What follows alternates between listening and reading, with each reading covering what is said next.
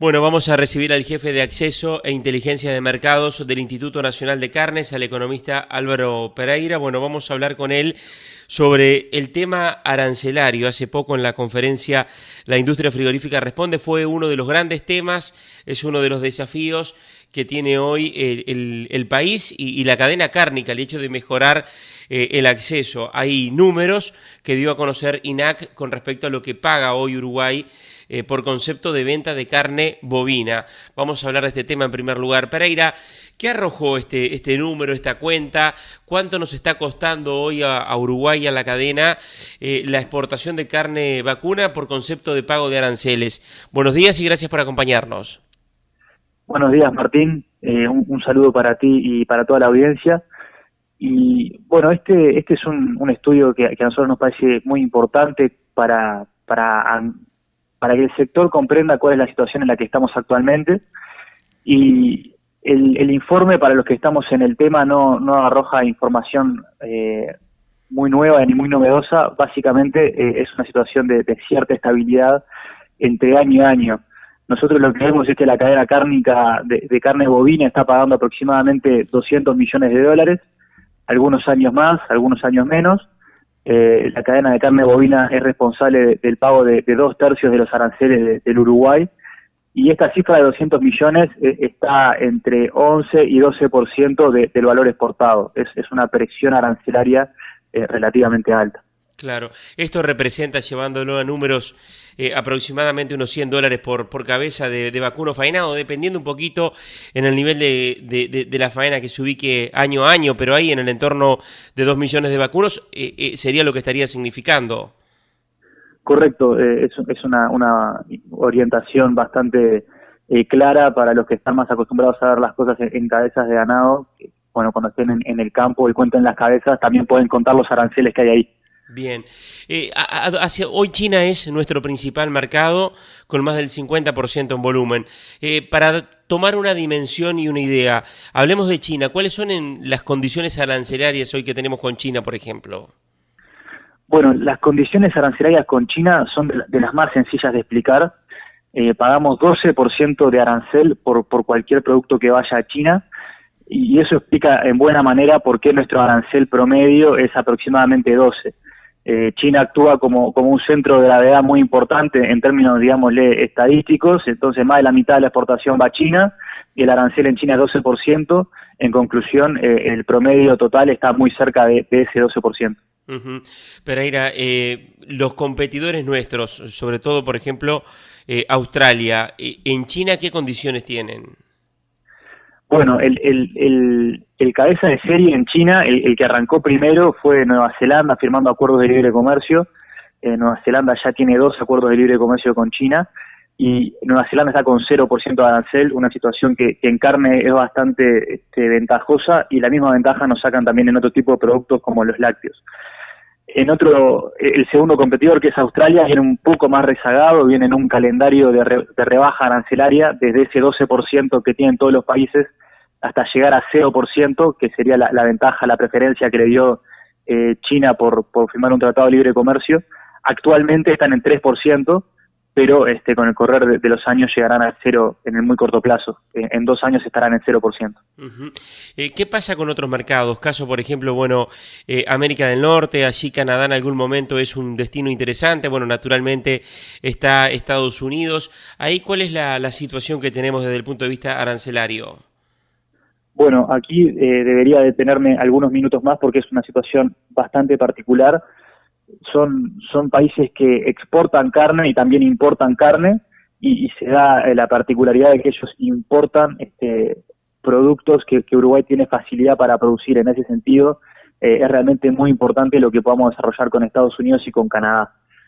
Estos países tienen cuotas de importación a las cuales Uruguay accede, pero que por la vía de los hechos son techos bajos, ¿no? Son cuotas que se agotan rápidamente y que permiten darle salida a una proporción relativamente pequeña de la exportación uruguaya. Entonces lo que también está sucediendo es que Uruguay hace muy buenos negocios dentro de la cuota, y cuando se agota este cupo realmente se complica seguir exportando por fuera de la cuota. Claro, las 20.000 toneladas a Estados Unidos, por ejemplo. las famosas 20.000 de Estados Unidos, que bueno, Uruguay puede hacer, digamos, en algún año normal puede hacer 30.000, 35.000 toneladas, pero luego realmente se vuelve muy costoso y tiene que pasar algo realmente excepcional para que exportemos por encima de las 40.000 toneladas. El año pasado exportamos más de 40.000 toneladas, pero realmente sucedió algo muy excepcional, que fue el COVID, que tuvo a la industria norteamericana en jaque en el segundo trimestre del año 2020. Y bueno, realmente esta situación extrema de faltante de producción doméstica habilitó algún proceso de importación por fuera de la cuota de carne uruguaya a Estados Unidos, pero como les decía anteriormente, es realmente un escenario muy excepcional y difícilmente haya COVID todos los años de esta magnitud. Claro, Pereira, ¿y qué pasa, por ejemplo, con Europa? Por fuera de la cuota Hilton o lo que es 481, ¿cuál es la situación que tenemos hoy con Europa? Bueno, una diferencia central entre Estados Unidos y Europa es que Estados Unidos es un país que, en la medida que uno se sienta a negociar y alcanza los acuerdos correspondientes, uno consigue el 0% de arancel ilimitado. Es un mercado donde existe optimismo, en la medida de que si uno negocia puede realmente conseguir un acceso muy profundo. En sentido contrario, la Unión Europea es un importador bastante más delicado, bastante más cuidadoso. Su estructura por defecto es bastante proteccionista, es que permite el acceso solamente a través de cupos, y realmente fuera de los cupos los aranceles que cobran son prohibitivos. Estamos hablando de aranceles que están entre 40 y 50% del valor del producto exportado, lo cual prácticamente anula cualquier posibilidad comercial. Claro. Japón y Corea, que son dos mercados también interesantes, ahí tenemos un arancel del 38%, si no recuerdo mal. Correcto. Aquí hay que diferenciar lo que es el arancel por defecto y el arancel que se obtiene cuando hay algún tipo de preferencia. El arancel por defecto, sí, es ese que tú bien mencionabas, es 38,5% en Japón y 40% en Corea del Sur. Desde Uruguay estamos acostumbrados a escuchar malas noticias comerciales desde estos países porque son realmente muy proteccionistas y es realmente muy difícil comercializar con ellos. Eso es una historia, digamos, del pasado reciente, pero la realidad es que estos países se han comenzado a abrir y se han comenzado a liberalizar sus sectores agropecuarios. Los países que firman Tratado de Libre Comercio con Japón están en procesos de desgravación. Actualmente el arancel para ellos no es 38, sino que es 25%, ya es una brecha arancelaria muy importante, y van a ir hasta un arancel de 9%, o sea, realmente Japón se va a abrir muchísimo. Y Corea del Sur lo mismo, los países que firmaron acuerdo de libre comercio están viendo sus aranceles bajar, y en el largo plazo van a quedar un arancel de 0%. Los países que no tengamos ningún tipo de preferencia vamos a quedar en 40%. Y lo cierto es que de los países que están exportando a Japón y a Corea del Sur, los únicos que no tenemos, que no somos parte de estos procesos de reducción arancelaria, somos los uruguayos. Así que en la medida que no actuemos, es bastante razonable pensar que vamos a ir perdiendo pie en estos mercados tan prometedores. Claro. Pereira, ¿cuál es la solución? ¿Cuál es bueno, naturalmente está planteada la posición de Uruguay de flexibilizar el Mercosur. Hoy desde INAC está el grupo también Procarnes, donde trabajan varias instituciones públicas. ¿Cuál es la estrategia para enfrentar esta realidad? Bien, me parece interesante por un lado poder distinguir cuáles son las prioridades que desde INAC se entienden convenientes y por otro lado, digamos, distintas gestiones que se están lanzando desde distintas partes del sector público. Por un lado, las prioridades, cuáles serían las cosas que realmente pueden tener un impacto profundo y cambiar esta cadena y tener un impacto realmente positivo. Los países son 4 o 5 gestiones, no hay por qué firmar tratado de libre comercio con todos los países del mundo, pero realmente hablar de China, Corea del Sur y Japón en Asia es realmente muy importante. Luego hablar de Estados Unidos también es fundamental, conseguir algún tipo de preferencia que nos permita dejar de estar en la desventaja que estamos ahora.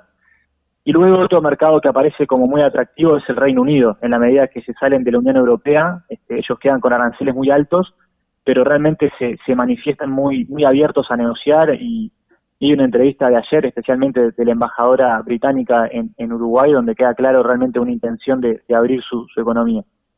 Eso es las recomendaciones desde INAC, que entendemos que pueden tener un impacto muy profundo. ¿Cuáles son los mecanismos? Lo que vemos a nivel internacional es que los países que alcanzan éxitos, por ejemplo Australia y Nueva Zelanda, son países que no se amputan ninguna posibilidad. Entonces son países que quizás son miembros de algunos bloques y forman parte de negociación bloque a bloque, lo que en términos uruguayos sería negociar con el Mercosur, pero también son países que tienen posibilidad de hacer acuerdos bilaterales, como les decía anteriormente, Nueva Zelanda tiene un bilateral con China, Australia tiene un bilateral con China, sería positivo que Uruguay pudiera tener esa alternativa. Y después lo otro es formar parte de acuerdos multilaterales que ya pueden estar existiendo o que se puedan estar creando. Son acuerdos donde muchos países se ponen a negociar aranceles y otras condiciones a la vez. ¿Caso el acuerdo del Transpacífico que se trató y se informó hace poco en la Junta de INAC, donde bueno hay competidores y también hay algunos mercados que son interesantes como importadores? Bueno, en realidad la relevancia del acuerdo transpacífico es bastante natural, siguiendo el hilo conductor de esta conversación. En ese acuerdo hay países de los mencionados anteriormente, principalmente Japón. Japón ha conseguido un montón de ventajas arancelarias para carne bovina y para otros productos dentro de este acuerdo, por lo cual nos parece muy valioso. Además está Vietnam, además está Malasia, hay otros países que realmente son economías que están aumentando su importación y que son realmente muy atractivas desde INAC. En sentido contrario, también están Australia y Nueva Zelanda beneficiándose de estas ventajas que el acuerdo les otorgó. Claro, esto demuestra claramente bueno la importancia y lo destacado que sería bueno concretar la posibilidad de flexibilizar el Mercosur y de avanzar en acuerdos comerciales, indudablemente. Jefe de Acceso a Inteligencia de Mercados de INAC, economista Álvaro Pereira, muchas gracias. Gracias a ti, Martín, y un saludo a la audiencia. Quedo a las órdenes.